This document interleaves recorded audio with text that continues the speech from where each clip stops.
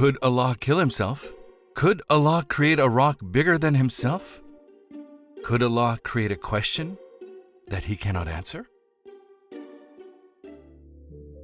Now, what would happen if an indestructible wall was hit by a train that cannot stop or slow down?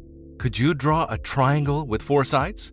How can a triangle have 4 sides? If the sentence below is incorrect and the sentence above is correct, which one is right? These are all examples of a paradox. Could Allah create a rock bigger than himself? If we answer this question in the affirmative, then it would mean that our Lord is weaker than what he created. If we answer in the negative, then it would mean that our Lord is incapable. In both situations, Allah is deemed to be weak. The person asking this question does not comprehend that Allah is the greatest and what that actually means. Now let's think about this example. Say there's an engineer who designed a phone, and that the person who designed the phone existed before it and is not of the same kind. The rules that govern the phone and everything that is in it does not apply to him.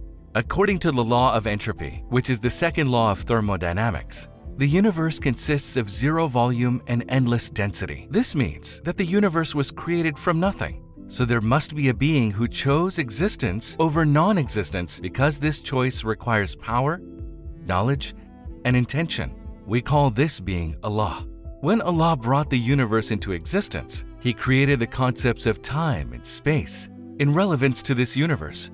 Now, just like the engineering example, Allah cannot be the same as what He created, and He is not governed by the rules of His creation. Time is a part of the universe and was created later on. So, if Allah created time and space afterwards, this means that He existed before both, and that all of the rules that govern both time and space are not relevant to Him. Everything governed by time is subject to decay, aging, and deformation. That is why they are mortal. But the one who created time is not subject to it, so He has no beginning and no end, meaning Allah is eternal and everlasting. So far, we have proved that Allah is not bound by time, and hence, He is eternal. Now, let's look at the question, which is, could Allah create something bigger than Himself? This is not a valid question. Why? Because there is no number larger than infinity. Infinity plus 1 million is still infinity. If we try to find a number larger than infinity, then infinity wouldn't be infinity. This is how you can tell these questions are paradoxes. They ask, could the eternal Allah create something larger than Himself? Such questions are surely paradoxes. Just as the reflection of a mountain could not be as heavy as a rock, any creature that is a mere reflection of the eternal power of Allah cannot be compared to His glory. A thing cannot be both dominant and submissive. Either it is dominant or submissive. The question is, could a dominant being submit itself to jail like a prisoner? Could Allah kill Himself? How could the dominant one also be submissive?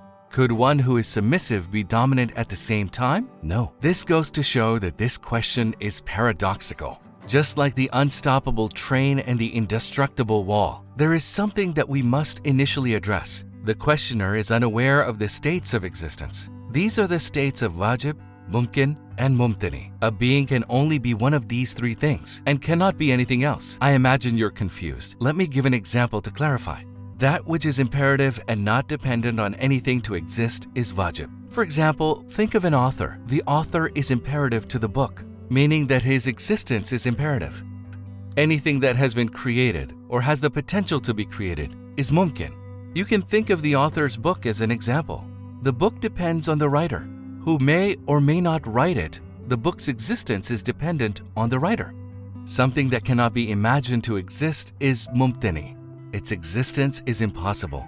For example, a book cannot write itself, or a book cannot be more intelligent than the writer. All of these are mumtani. Just like this, the being who wrote the book of creation must be Allah. He is wajibul wujud. The universe existence is mumkin. It depends on Allah. Yes, it is impossible that the universe and all that it contains could be greater or more powerful than Allah. It is also impossible that the universe and all that it contains could just exist by itself. There cannot be a number larger than infinity. A number is either odd or even. A number being both odd and even is also impossible. Let's take a mathematical fact as an example. We're going to make a comparison between the concept of infinity and numbers. Are you ready? All numbers are insignificant when compared to infinity, because numbers gain an order of greatness according to each other. 10 is larger than 9, but smaller than 11. There is no difference between 1 and 1 million when compared to infinity. The concept of quantity is not relevant to infinity. Therefore, there's no number larger than infinity, and such a comparison cannot be made. Just as we noted at the beginning of the video, no matter how great one thing may be compared to another, it cannot be compared to the greatness of Allah or the infinite power of Allah, and it will always be smaller and insignificant. So, such a question is not logical. It is unanimously agreed that the total reversal of truth is impossible, and nothing may become the very opposite and reverse of itself. And it's impossible to the 1,000th degree that something should retain its own nature and yet at the same time become identical with its opposite. A truth cannot turn into its opposite. For example, the world is round and it cannot be flat. Again, it is not possible that a fact remains as it is, and that it transforms into that which is its opposite. What do I mean? For example, it is not naturally possible for the sun to remain as itself and turn into water at the same time.